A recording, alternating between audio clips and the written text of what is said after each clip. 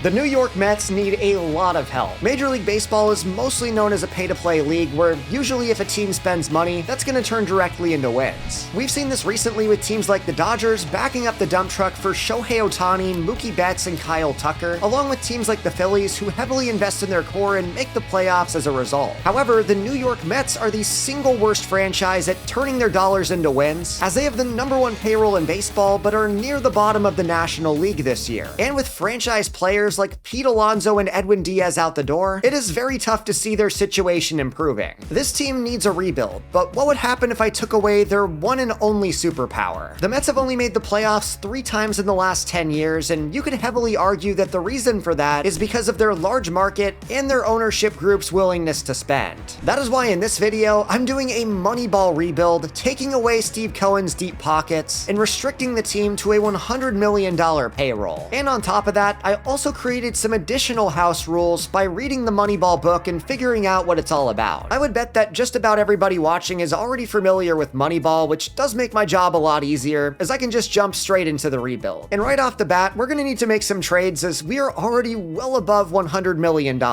We are currently sitting at 333, which is over 3 times what we're supposed to be at. That being said, we're throwing just about everybody that we can on the trade block, although some players won't be able to be traded for quite a while. I'm also including players like Freddie Peralta, who may not have the highest salary in the world, but they are entering their final year before free agency. We're basically starting from scratch here, so why not try to get something for him before he hits the open market? And so far in the new game, this is the biggest trade block I've ever had. We've got 15 guys on the block, and almost all of them, if not all of them, are getting traded. The plan in season #1 is to simply get rid of assets, and while that might sound simple, there is a bit of a problem. Juan Soto is the Mets' highest paid player, but the issue is he does have a no trade clause. To put it lightly, he's not happy to be leaving New York, and there's only one team that he's willing to be traded to. Because Soto has all the leverage, he wants to hit the Mets where it hurts and also play for a contender, and there's truly no better fit. Juan Soto has demanded a trade to the Philadelphia Phillies, and that is the Mets' worst nightmare. The fact that they're in our division is going to make this a whole lot tougher, and it will be the same story for Francisco Lindor, who's officially an Atlanta Brave. That is the Mets' 2 best players going to their biggest rivals, but at least on the bright side, they did get some prospects to build around, which they're desperately gonna need. Starting out the return for Soto is right-handed pitcher Andrew Painter. He is currently the number 23 prospect in baseball and has very good strikeout upside. Along with Painter though, he's also joined by 2 other top 100 prospects in Aiden Miller and center fielder Justin Crawford. That is the return package for Juan Soto, who's now been traded for the 3rd time of his career, but I do believe that all 3 of these players are building blocks for the future. They're the prospects that we acquired with the highest ceilings, but we also got J.R. Ritchie and John Gill from the Braves. They were the return pieces on the deal for Francisco Lindor, and I'm also really excited about their upside. However, that is the silver lining of what was ultimately the biggest fire sale of all time for the Braves, as they traded just about everybody and are starting pretty much from scratch. Now, fortunately, we are going to be building around guys like Nolan McLean and Francisco Alvarez, who do have a lot of service time remaining, but as you would expect, getting rid of the most expensive players on the New York Mets quickly turned them into the worst franchise in Major League Baseball. And as the guy from Nickelback said, look at this graph. We are terrible across the board. We're gonna have to rebuild this team mainly for the draft, and this could take a very long time, so I gotta make sure I hire the right scouts. That being said, I'm gonna follow my scouting guide through and through, doubling up on 95+ discovery early on, and then for my primary scout, I'm looking for efficiency of 95 and as high of a position player grade as I can get. We're getting the season started with a series against the Pirates, losing on opening day 6-1, and I don't expect it to get much better than that. We are 3-6 at the end of the first week, but I fully expect us to be worse than the Nats. Nailing this first draft is going to be so important for our long-term success, as I'm discovering pitchers from the international region, and then with our 3rd scout, we do have the number 26th pick, so this becomes a lot more challenging than it normally would in another rebuild. Picking towards the end of the round is going to make this a lot more challenging, especially because of one of the rules that I implemented. In the first round of the draft, we're only allowed to take college players, which will limit our selection even more. I would say about 70% of the players that are worth drafting are usually 18 years old, so we might have to settle for a little bit less than normal. After scouting 22-year-old Bobby Gregory, he stays right around his ratings, and look, I know the ceiling's not very high, but in a rebuild like this, we need to get some players who can actually find their way on the field early. I do want to look look at some other options to see if there's something a little flashier, but that might end up being the best option available. However, I did find a higher ceiling player in Sam Magana who's projected at 36 and does have a higher ceiling than the guy we just scouted. Picking towards the bottom of the barrel in this rebuild will definitely make it a lot more difficult, so hopefully we get some good players. Now the good thing with Magana is he has guaranteed high potential, and looking at his profile, he's staying right around 36. I would be more than comfortable taking him in the first round, and as the number 37 player in the class, it's almost guaranteed that he's going to make it to our selection. That is a really solid pull this early in the scouting cycle that does have me feeling a lot better about the future of this team. If we can land that first baseman in the first round and then another solid player like maybe catcher Fernando Mitri later on, I feel like that would give us an even better foundation for this rebuild. And it definitely looks like we're going to need it. We are sitting at 8-25, just over a month into the year. Are there any positives to pull from these numbers? Well, early on, it does look like Vientos, Benj, and Beatty are playing pretty well, which is a very encouraging sign since they're cheaper young players that will be on their rookie deals for quite a while. That is the type of offensive production we need, along with MJ Melendez, who I believe is just on a one-year deal, but it gets really ugly after that. We are counting on Francisco Alvarez to be a core piece of this team, and while he is a promising young player, he's only hitting a .87 with a 647 OPS early in May. Despite being one of our best overall players, he is not performing, and the same can be said for Nolan McLean. He has been one of the biggest bright spots of the real-life Mets, and with a potential in game, I was really hoping that would translate. Early on though, with an ERA of 6.11 and a whip of 1.53, it does seem that Nolan McLean has a lot more development to do. And if you thought that was bad, another fellow young player in Jonah Tong's doing even worse. With an ERA sitting at 9, he's definitely earned himself a demotion. In fact, I'm going to send him and Nolan McLean down so they can hopefully figure things out and develop at AAA. This team's about as in the gutter as it gets, but thankfully we have the number 3 farm system in baseball to kind of try and save them over time. And while we did have to trade pretty much all of our best players, at least we have guys like Aiden Miller, Gill, Ritchie, and Crawford all in the farm. Now one thing that I do want to bring up looking at the roster is I did go ahead and trade a lot more players, but just to keep this fun and challenging, I did restrict myself to only see potential prospects for the rest of the deals. With the way that player development works in MLB The Show, these prospects are pretty much always going to reach their ceiling, so I didn't feel like immediately stacking my team with a bunch of A and B potentials was going to be very rewarding in the end. I really want to take the time and care to rebuild this team through the draft, and here is a big prospect that we could probably get in the second round. Now I know we already have a good catcher, and funny enough, one that's also named Fernando, but at the current moment in time, he's actually not playing all that well, and he has 4 years before the end of his contract. Now with the way that our payroll situation works, we will not be able to bring him back, so getting some more faces in the room would be nothing but beneficial. That is why I'll be taking the best players available throughout this process, and that could include a player like Champlin Perez, who I recently discovered. Now he may be projected pick number 5 on my board, but he could be an option for the first round at 19 years old, or he could fall to the second round as a discovery player. Discovery guys tend to go a lot later than their projections, and that could be very beneficial. I rarely get good pulls in discovery, but this Mets team really needed a win sitting at 13-32. That being said, I'm really hoping that Perez is a gem, and he absolutely is, going up to number 3 on my board. Now this will put me in a difficult situation because discovery players tend to fall, but considering that we're picking so late in rounds, I really don't want to risk missing out on him. He is 19 years old, which does mean that we can draft him in the first round, and looking at our draft board, he is a very similar player as Sam Magana, but 3 years younger, and looks to have a very similar ceiling and a similar floor. I would be thrilled if we could get even one of those players to start out the rebuild, as that would go a long way to helping out the farm and setting us up for the future. Also, if you do enjoy the rebuilds, please drop a like on this video and subscribe if you have not done so already. I really like to torture myself in MLB The Show, so rebuilds like this one are absolutely perfect, and if we can hit 1,000 likes on this video, I'll get to work on another one immediately. There it is. At the end of May, we're sitting at 15-43, which is last place in our division. And believe it or not, that's also going to be the worst record in all of baseball. Now on the bright side, we do continue to scout gems like center fielder Omar Nava, and remember, after the first round, I can take any position player that I want, regardless of their age. That's going to put Nava high up on my board, and he might be an option in the 3rd or 4th round. So far, we are cooking in scouting, finding a center fielder and a left fielder, along with the 3rd baseman, 2nd baseman, 1st baseman, and a catcher. And that is not even including all of the starting pitchers pitchers that we have been scouting behind the scenes. We are setting ourselves up for what could be an elite draft class, especially considering that a lot of these players are projected in different rounds. That means despite having 6 selections, we've got a really good shot to land a lot of the players on our board. Things are not getting any better on the field though, as we're going up against the Mariners, getting swept, and losing several games in a row. And looking at the stats, I'm not sure if there's much good to say. Carson Bench started out the season on fire, and while he's heating up again, his OPS has dropped all the way to 730. Up to this point in the year, the best player on our squad without a doubt has been Brett Baty. Putting up 69 hits is nice, but he's also leading the team in home runs and is in second in RBIs, only behind Mark Vientos. I've already seen enough from this season to know where this is heading. I think the best move for us is to just get into the draft and move on to season 2. Checking out our board, Champlin Perez is now the number 1 player on my board, and I don't think I can risk him falling to the second round. It is a no-brainer to select him at number 26 if he's available, as he might even go before that. In the event that we can't get him though, there's some other solid players on the board like starting pitcher Gavin Foreman, along with third baseman Sam Magana. In the event that our top target is gone, those are the 2 players that I would have to debate taking. That being said, we're gonna jump right into the draft, as with the number 1 overall pick, the White Sox select a pitcher who's pretty good, but was not gonna fall to our spot. 3 picks in, the board's looking pretty good, and I'm just gonna full send to my selection, where Champlin Perez goes number 7. I was worried about something like that happening, and it seems the Orioles were on top of it just like we were. They just got themselves a very good player at the top of the draft, but the Angels also took a player who I was considering for the second round. That is 2 of my favorite players in the draft gone in the top 12 picks. Unfortunately though, it does get worse, as Gavin Dorman, who could have been my spot in this selection, went at number 23 to the Cubs, so our board's looking a lot thinner than I expected, although on the bright side, this does make the decision to take Magana a whole lot easier. He's ranked number 33 on the board, but do keep in mind that because he's 22 years old, I feel like that ranking's a little bit low. He is a can't-miss prospect with a high ceiling and a high floor, and we're taking him at number 26. That is an easy first selection of the rebuild. Maybe not the first round pick that I wanted, but still a very good one nonetheless. And even though a lot of my favorite targets for the second round are off the board, I still like a lot of what's here. We could really use some good starting pitchers, and someone like Patrick Ibar would be a really solid long-term project. But if we want someone who could play a little bit earlier and potentially be a safer selection, Luis Cairo fits the bill. Additionally, I do want to get some more position player targets, and I'm feeling very good about this class pretty much until the end. There's a lot of really good talent here and some really good opportunities to bolster our farm. With the 64th pick in the draft though, I feel like the best player available is Enrique Moreno. Now I know he's a discovery player, but considering that I already lost one of the guys that I wanted, I cannot take the same chance with him, and we're selecting him without a second thought. That is a really good high ceiling starting pitcher, and just keep in mind that one of the rules of this video is all of the pitchers that I select in this draft have to be 19 or older. College pitching was a huge emphasis of the Moneyball strategy, as these players tend to have a lot less risk and are easily projectable. In the case of this rebuild though, it also makes it a lot more fun and exciting, which I'm always a huge fan of. Now with our third selection though, I'm taking a bit more of a project player in center fielder Omar Nava. While I want to draft a lot of players that are close to the show, I think that upside was just too much to pass on, and it's going to be the same thing for Evan Favre. We're taking the number 61 player in the class at number 95, getting another great value. Now I'm definitely glad that I took a starting pitcher with our second selection, because looking at our board, there's pretty much nothing left. The only player we can take is Jose Hernandez, and I think I'll pass on that. We are taking another third baseman, loading up at the infield, but now in round number 3, this class is looking pretty washed up, so I'm going to take the best reliever available. I know absolutely nothing about Kyler Lucas, but this draft class was really not good towards the end, so we're going to take a couple flyers. We are fittingly ending things off with another third baseman. Overall, I'm hoping that was a really good foundational draft, as we're sitting at 27 and 70 at the break. And aside for the career season for Brett Baty, there's not been much to write home about. I was very hopeful that Francisco Alvarez would improve in time, but that has just not happened. He is sitting at 35 RBIs and an OPS of 660, and then on the pitching side of things, we have pretty much had no quality starters. We are required to have an all-star on the team, but I just don't feel like anybody deserved it, as Brett Baty did finish in 5th place for third base voting. The first season of this rebuild was all about tearing down and rebuilding the roster, and I am very hopeful for this class to set us off in the right direction. What do we got? That's looking pretty good. Starting off at the top, we got Magana and Enrique Moreno, who are both 93 potential. That is exactly what we needed, as as Magana specifically is coming in at 62 overall, and with contact ratings like that, he should be able to get through the minors pretty quick. In the case of Moreno though, it's gonna take him a little bit longer as he's coming in at 54 overall. Now there's no doubting the lefty's potential, but as far as the stats go, he's extremely raw, and I think I was hoping for the overall to be a little bit better. He's a big time project along with our next selection, Omar Nava. While he is an 18-year-old switch hitter, the contact's in a really rough spot, and the speed is really all he's got going for him. He was 90 potential, and then we got back to taking a 93 with Evan Favre, who's a 57 overall, and I believe he could be at the MLB level extremely early with contact like this. That is the most important trait for progressing through the minors in MLB The Show, and considering that he's got it, I truly believe that the sky's the limit. That is a fantastic pickup in the third round, as then we ended off with 380 potential players, and honestly, while Vasquez and Lucas are not worth talking about, Freehan does look pretty good with solid contact and pretty high potential at 87. That will round out a really solid first class, and hopefully these guys can help bring our farm system all the way up to number 1. We have been letting all of our best young players kind of marinate down in the minors just to gain some confidence, and starting next year, we could really start to see some movement at the major league level. Now that our first draft class is out of the way though, we're simulating the rest of the season, and I would be shocked if we didn't have the worst record in the league. Sure enough, the New York Mets have finished 55-107. That is dead last in the division in 9 games under arguably the second worst team in the league, the Nationals. The only other team worth mentioning would be the Colorado Rockies, who also finished with a luxury 64 wins. That secures the Mets as the worst team in baseball, and considering that they're ranked 30 in just about everything, I'm not surprised. We had to have been at or near the bottom in pretty much every offensive category, as Mark Vientos and Brett Beatty were our only good players. And in the rotation, a few guys put up decent numbers, as Zach Thornton was probably the best, and in the bullpen there were some better performances from guys like, I'm not even going to try to pronounce this name, along with Brian Hudson and all-star Richard Lovelady. As far as the offseason goes, we're definitely going to be adding a few players in free agency in later waves of free agency, but I don't want to block any of the younger players that could be making their debuts next year. We will almost certainly see Aiden Miller make the opening day roster, along with J.R. Ritchie and maybe even John Gill. And that is not even including other young players like Jonah Tong, Nolan McLean, and Andrew Painter, who are technically not prospects, but still have a lot of major league service time. The Dodgers have officially three-peated as World Series champs, beating the Yankees for the second time in 3 years. Not really much surprise there, as Riley Green is the American League MVP, dethroning Aaron Judge, and in the National League, Juan Soto dethroned Shohei Ohtani. It has been a rough season for the Mets, but I think that's the cherry on top as they watch Juan Soto win an MVP. Not a good turn of events for them, as Blake Snell wins his 3rd career Cy Young, with Tarek Skubal pulling off the three-peat. There's not much good to say about the Mets this year, but at least Carson Bench was Rookie of the Year, netting us another draft pick. Now we do have a lot of players to offer arbitration to, and for guys like Mark Vientos and Brett Beatty, we will save some money by offering them a multi-year deal. We have pretty much nothing on the payroll right now, so offering them about $7 million a year is absolutely no issue. However, the decision becomes a lot more complicated for someone like Tyler McGill, who's coming off an average season, but for some reason or another, he's asking for $14.3 million. Now at the current moment, we can definitely afford that with $2 million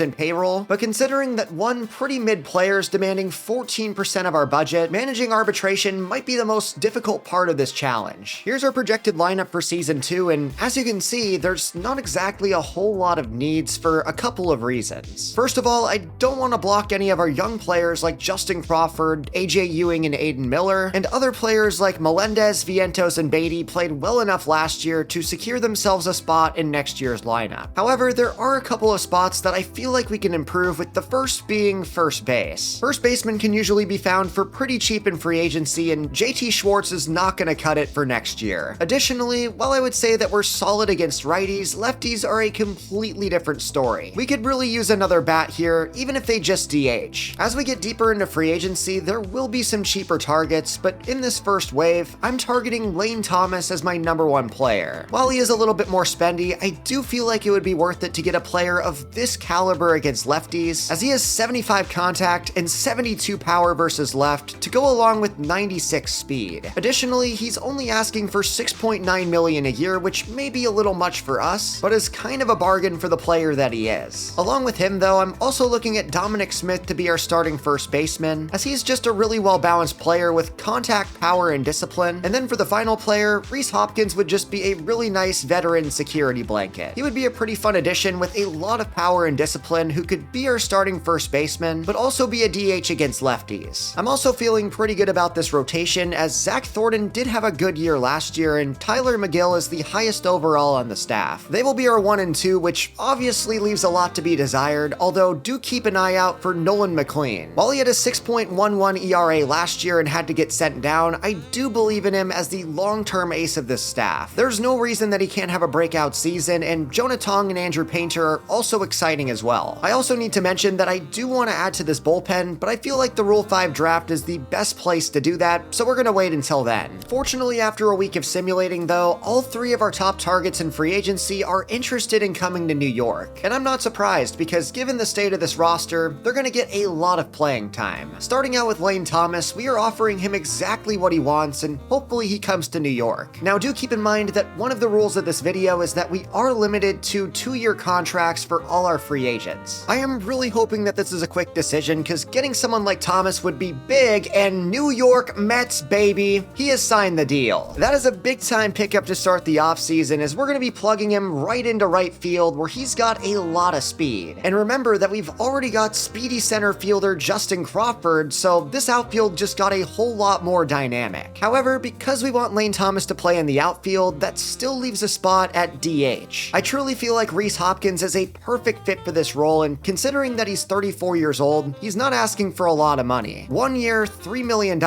we'll see if he signs. And the same goes for Dominic Smith, who we're actually bringing in to be our starting first baseman. You know you're down bad when you're celebrating Dom Smith, as he would quickly sign his deal and Hoskins would immediately follow. That will be it for the new additions until the Rule 5 draft, but now we have the most important moment of the offseason. We just had the worst record in baseball by 5 games, and going into the draft lottery, we really need to land the number 1 pick. This could make a huge difference for the rest of the rebuild, and with a 16.5% chance for number 1, we are simming it out, dropping all the way down to number 6. We just got absolutely shafted as the Royals, Marlins, and Rockies all jumped us considerably. That is nothing short of terrible luck, but I guess after gutting our entire roster, we might have gotten what we deserve. Now in the Rule 5 draft, we are going to make a new addition targeting Mitchell Parker, who kind of fits the Moneyball philosophy. He is very much a control over velocity type of player, with a fastball only hitting 92 and a control rating of 76. He will be sliding into a bullpen that I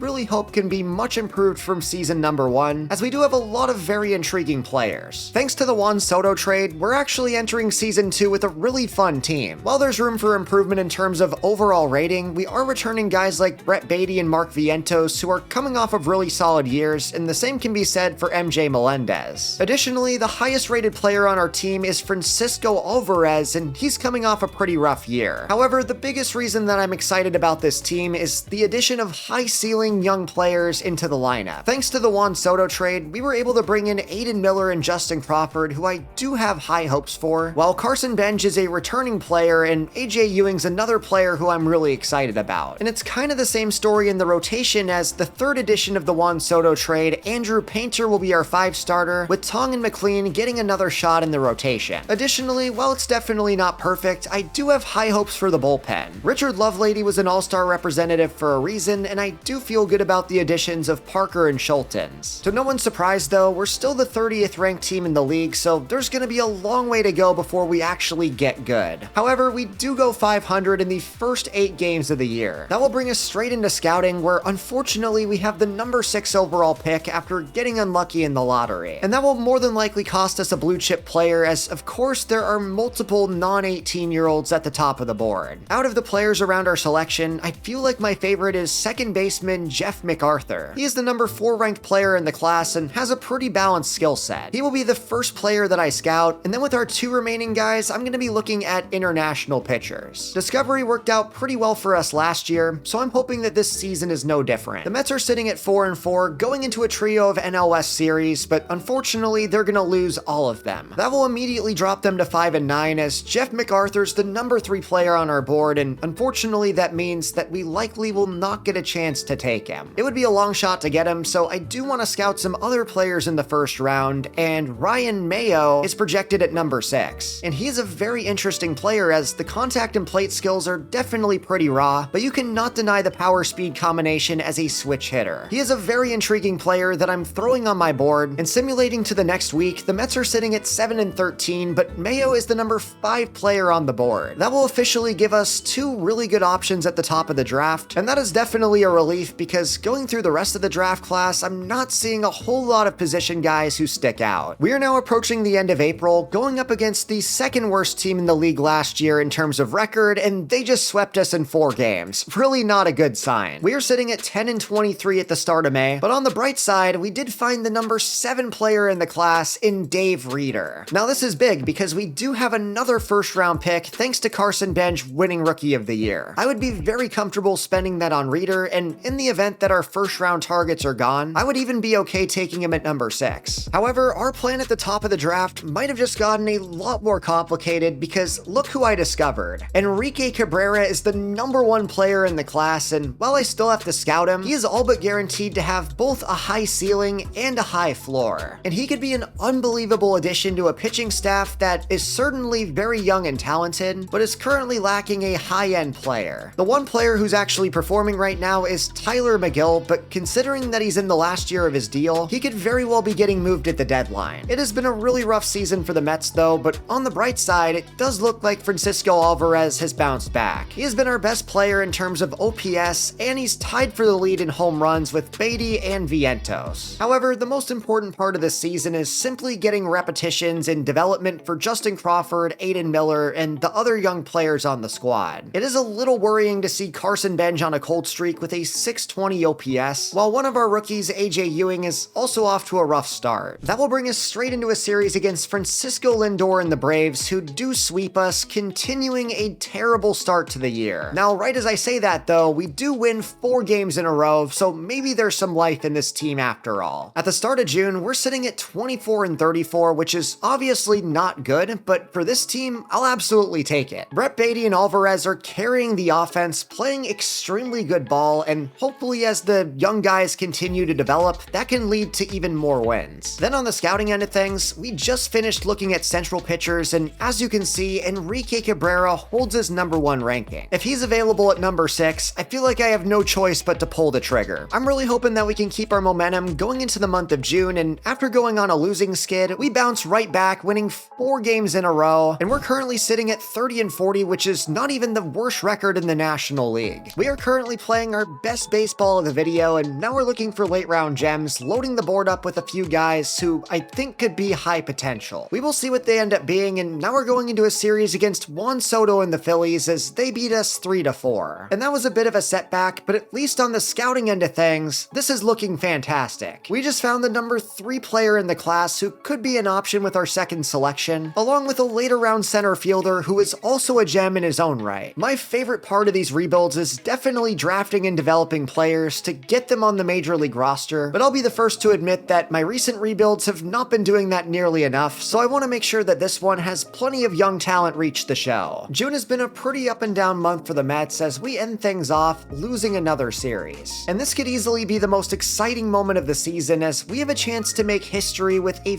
phenomenal draft. We are picking at number 6 where I fully intend to select starting pitcher Enrique Cabrera. He's a very special player who's guaranteed to have a high ceiling and a high floor. He is definitely the big fish of the draft, but going down the board, we have a lot of options who should be available in later rounds. Guys like Pete Matsui and John Calderon could very well get taken in rounds number 2 and 3. It would be extremely difficult for this draft to not be elite, as with the number 1 overall pick, the Rockies select Wally Shipley. That is not the player we were looking for, but Minnesota just selected Ryan Mayo. He's a very intriguing center fielder and was my backup option in the event that we could not get Cabrera. However, with 2 picks remaining, I'm feeling pretty good about us getting our guy as Cedric Beasley goes at number 4, leaving just 1 selection to go before we get Cabrera, and he will fall into our lap. We are not even going to hesitate taking the best player in the draft, and I don't think there's any question that he's going to be absolutely elite. He's 22 years old, so we are allowed to take him according to the rules, and the best part is we have another selection at number 31, and simming forward, nobody's left on our board. That is unfortunately what I was afraid of, as Pete Matsui went at number 16, and John Calderon is a Philly. That is a huge upset for us, as he's not only joining our division rival, but also will be in the same outfield as Juan Soto. I was fully planning to take Matsui at 31 and Calderon at 41, but it seems my draft board unfortunately got leaked, forcing me to take the next best available player. And while I do like Carlos Guzman, I was not planning on taking another starting pitcher, which is definitely unfortunate. Not to mention, the rest of this position player class is really not looking good, so we're gonna have to take another starting pitcher at 41. I really don't like having to do this, but at the very least, Lance Suarez should be a good player. That is a huge bummer to start things off, as now in the third round, we're going for the best position player on our board in high floor third baseman Jackson Bush. At the very least, he should be a decent player who reaches the show pretty quick, but I think it goes without saying that this draft did not go the way that I was planning, as we're ending things off with a reliever that we know nothing about. I truly thought this draft could be generational, but clearly we were not the only team that thought that. Guys like Matsui and John Calderon were definitely not secrets, and I'm still convinced that our draft board somehow got leaked to the public. That is a huge bummer, as at least we're going into the break with a 42-55 record, which is a lot better than last year. I think Brett Baty has been the biggest surprise of this rebuild so far, as he was once considered a washed-up prospect, but he's putting up a really good year with the Mets. He is currently leading them in hits, home runs, and RBIs, putting up an 874 OPS. Not to mention, it's also been a bounce-back year for Francisco Alvarez, who really struggled in year one, and MJ Melendez is having a really similar year to last year. I don't know how good we're going to be in the second half, but considering that many of our young players are on hot streaks, I really hope that the offense can put it together. As far as the young guys go, it's been a pretty up and down year for Justin Crawford, who is hitting leadoff, and he's done an okay job of that, hitting 256. There's definitely room for improvement, and the same goes for Mark Vientos, who's coming off a really good year last year. He is coming off a breakout 2026 where he hit 33 dingers and 92 RBIs, and unfortunately, he's not even on pace for close to that. I was also a little bit concerned about Carson Benj early on in the year, but it does feel like he's figuring things out with 34 RBIs and a 265 average. The big story of this season was how our young guys would develop and adapt to the MLB level, and so far, I would say that the results have been extremely encouraging. It definitely hasn't been perfect, but considering that their overalls are in the low 70s and high 60s, there's plenty of room to improve for the rest of the year. That is our lineup, but how's the rotation doing? Tyler McGill has not been very impressive as our number one, and the same goes for Zach Thornton. They are proving that their decent years in season number one were nothing short of flukes, but the players that I really care about are underneath them. We are counting on McLean, Tong, and Painter to be the future of this rotation, but unfortunately, McLean has been the best of the bunch with a 4.67 ERA, and on top of that, he's on a cold streak. That is really not good, as Tong is really struggling with a 6.75 ERA, and Painter has been even worse. I know we're over halfway into the year, but I feel like I have no choice but to send both of those players down and just let them get their head right at AAA. Watching our prospects bust would be one of the worst things that could happen, but at least in good news, we're calling up Sam Magana to AAA. He was our first round pick last year, and with contact numbers continuously improving, it is very possible that he could be called up to the show next year. Checking out the All-Star voting, we only had one representative, and that was Francisco Alvarez. And unlike we saw last year with the reliever, he actually earned his spot here. That will bring us into the second half, where at least we're going to be able to sign Enrique Cabrera on week 1. That is going to secure our future, as we did win 5 games in a row towards the end of the month, but quickly get swept by Atlanta. Therefore, we are entering the month of August with a 50-62 record, which is 17.5 games out of first place. While we have shown some great improvement, this team is not going anywhere this season, so the last thing to do is to look at our draft. I really don't think this draft was perfect, but getting Enrique Cabrera in the first round was more than enough to make up for all of the upsets. We ended up losing so much of our board just because teams were overdrafting guys that we wanted, but jumping into this, it looks like we made the most of it. Enrique Cabrera was everything that we wanted and then a little bit more, coming in at 75 overall with 95 potential. There's a very good chance that he reaches the majors in his first professional season, as with 74 control, he's going to be a dangerous player. No offense to Nolan McLean and the rest of the staff, but this guy is the ace of our future, and honestly, with those guys struggling, it could not have come at a better time. That was a slam dunk selection, but we also nailed our next pick as well, with Carlos Guzman coming in with 90 potential and 57 overall. That is another good pitcher to add to the system, as we also got Lance Suarez in the second round, but I want to see the guys that we missed. Starting things off, we don't have to scroll very far to find John Calderon, 98 potential, 61 overall. That is an upset if I've ever seen it, and this guy is going to be absolutely phenomenal. He is a swing switch hitter who mashes lefties, and he's got great discipline and athleticism. That is not the type of player I wanted to see go to Philadelphia, and at least on a bit of a lesser note, Pete Matsui goes to the White Sox, and he came out at 89 potential, 57 overall. Now, all things considered, I do feel like we came out with a really good batch of players, as we took Jackson Bush in the 3rd round, who may not have the highest ceiling, but he's got contact and plate skills. That should be more than enough to get him through the minors quickly as we bolster our infield and then follow up with an outfielder who's actually really solid. Nixon Morales was the best player on my board when I took him, and I'm glad that I did. He's a long-term project center fielder, but with 94 potential, he could very well be the center fielder of the future. Then with our final 2 selections, we definitely missed on Daniel Sato, who's 43 overall, but with our final selection, we took Xavier Kearns, who is a relief pitcher, and I don't usually take relievers, but he's coming in with 65 overall right out the gate and seems to be one of the biggest steals of the class. That is a really good way to end off a draft that certainly could have gone better, but I'm really excited to add Enrique Cabrera to the farm system and wrap up season number 2. The Mets would finish 72-90, and I will definitely take it, as that is a major step up for a team that won over 100 games last year and had the worst record in baseball. There were 3 teams in the National League that had a worse record this year, and in the American League there were 2 more. However, a big reason for this success was the offensive duo of Brett Baty and Francisco Alvarez. Baty specifically went off with 100 RBIs and nearly 40 home runs, while Alvarez himself had a bounce-back year. We are seeing a lot of RBI numbers from returning players, but as for the rookies, Aiden Miller and Justin Crawford led the way with 52 bombs apiece. They certainly didn't have the best debut seasons, but still good enough to stay on the roster for next year and inspire a lot of confidence. If we're going to keep improving though, it is essential that we see some more improvement from guys like Carson Bench, along with some other young players on the team like AJ Ewing. And we can also say the same thing for a rotation that was nothing short of a revolving door. After starting the year with Jonah Tong and Andrew Painter as our 4 and 5, Painter and Tong were both subsequently sent down for poor performance. And there was a good reason for that, as Painter's ERA at the time of getting sent down was 6.84 and Tong's was 6.75. They both showed that they needed some more development, but on the bright side, Tong's overall did go up to 82, so it seems that he cooked at AAA. My biggest hope for next year is that both of those players come back and perform, as Christian Scott and Gage Wood came in down the stretch and actually didn't play all that bad. Specifically, Christian Scott won 6 out of his 9 games and is now up to a 74 overall. That is really good information for next year, as he could either stay in the rotation or go to long relief. As for the rest of our rotation though, it wasn't the greatest year for Nolan McLean, finishing with a 5-19 record, but I think the important thing here is he went up 4 overall in his 2nd professional season. All in all, while our young pitchers are not putting up the numbers that we want to see, they are improving in terms of ratings, and that should at least help them continue to develop. It truly only continues to get worse for the Mets, as after Juan Soto won the award last year, Francisco Lindor is number 2. It's really no surprise to see the Braves with 2 MVP finalists along with the Cy Young winner, as they were the best team in baseball. They are truly going to make this rebuild a whole lot tougher as our division rival, as Tarek Skubal wins the MVP. He becomes the 2nd Tiger to do it in a row, and of course he also 4-peats for the Cy Young. That is an absurd season for Skubal, who did decide to resign with the Tigers, and Aiden Miller wins Rookie of the Year. Just looking at his numbers though, I'll be the first to admit that this was not a Rookie of the Year season, as he had a 237 average, but I will certainly accept the extra draft pick. We are closing the book on season 2 as Atlanta becomes World Series champs, and we are going into the offseason with only a pair of free agents, and I'm not bringing back either of them. Tyler McGill's gonna simply ask for way too much money for our small budget, and Rhys Hoskins is really old. Going into the offseason, I'm offering an extension to Francisco Alvarez because 1, he's coming off a really good season, and secondly, it is very difficult to find a good catcher, especially at a reasonable price point. $12.2 million a year is not much investment, and by buying out his final 2 years of arbitration, we're actually saving more money long term. Aside from Alvarez, we don't really have too many other players hitting arbitration, so we can more than afford to make that deal. Then for my free agent targets, we're going after a couple of pitchers, and then Edward Julian, who has 99 discipline. That makes him perfect for a Moneyball rebuild, as we're offering him a 2-year contract worth $3 million a year. We gotta bring in some more guys who can get on base, and he will sign right off the bat. And as for the rest of our additions, I know that we already have a pretty solid pitcher room, but I do want to bring in Max Meyer just for insurance. His His 74 control rating should make him a solid player, and on top of that, he's only asking for $4 million a year. That move could end up being a bargain, as now we're going into the draft lottery projected at number 6. Now very fittingly, that's where we picked last year, so hopefully our luck can turn back around and we can actually jump a few spots. Simulating forward, we do jump up to number 5. So despite having the league's worst record 2 seasons ago, we're actually picking higher in this draft. Kind of funny how that works, as Max Meyer's making his decision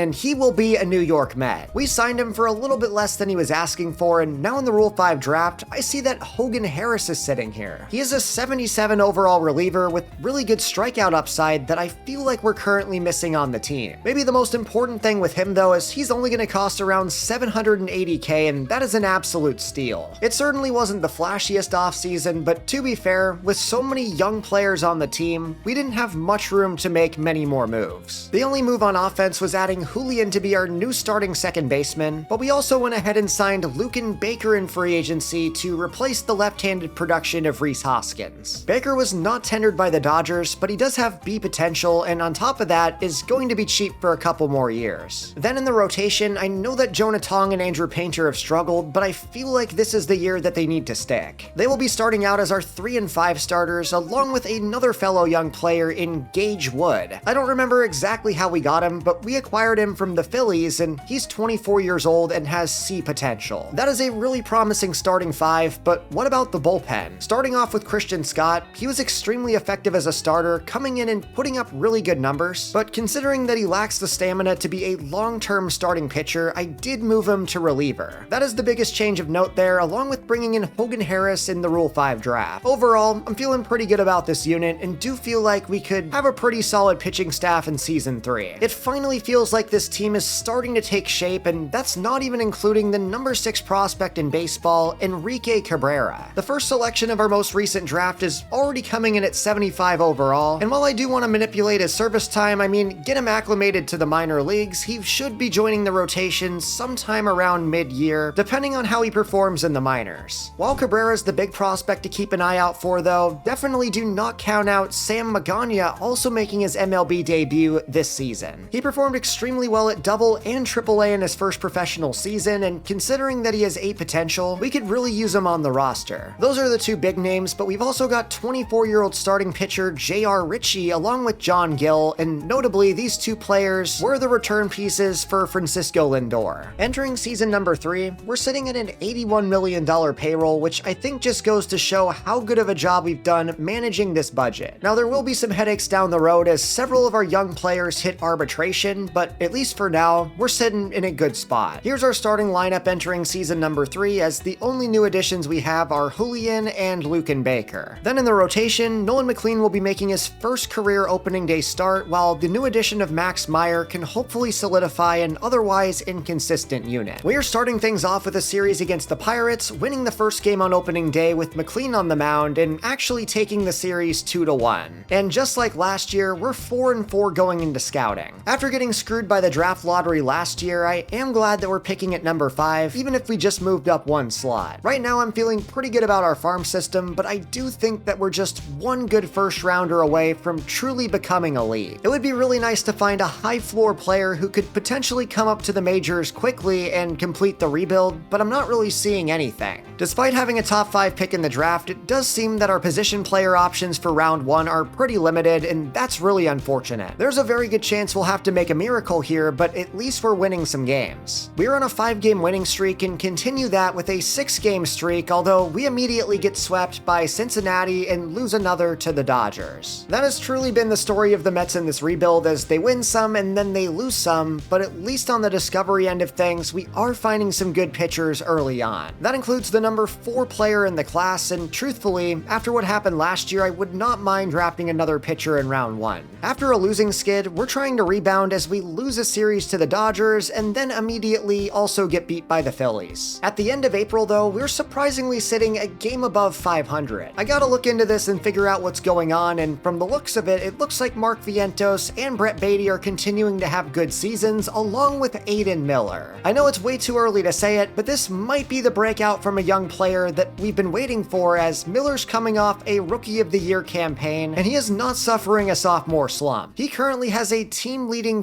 311 average along with a 908 OPS. That is extremely encouraging, but Dominic Smith is the only other player who's putting up notable stats, as Carson Bench and Francisco Alvarez are really struggling. I'm really hoping these guys can turn things around, as Carson Bench is one of the only A potential players currently on the MLB roster, and we just signed Francisco Alvarez to a 5-year extension. We gotta see some improvement there, but aside from those guys, AJ Ewing's really struggling for the second year in a row, and Justin Crawford just cannot find any power. I'm perfectly fine with the 263 average, but between the on-base percentage and the slugging, his OPS is really dragging behind. With a lineup playing like this, it is hard to believe that we're above 500, so I wonder if our pitching is currently carrying us. Sure enough, that does seem to be the case, as Nolan McLean and Max Meyer are off to very good starts as our 1 and 2. They are both on hot streaks, but now the big question is, how is Jonah Tong doing? He has struggled 2 years in a row, and now it seems to be 3. And I really don't want to admit it, but at age 24, I do feel like he's running out of leash, as he has been pretty awful anytime he's gotten a chance at the majors. The stats really speak for themselves, so this is a make or break year for Jonah Tong. That is extremely disappointing, as Gage Wood also seems to be struggling, and Andrew Painter at least makes up for it. He is getting bumped up to our number 3 as Tong goes down to number 5, and I feel like I gotta take Gage Wood out of the rotation.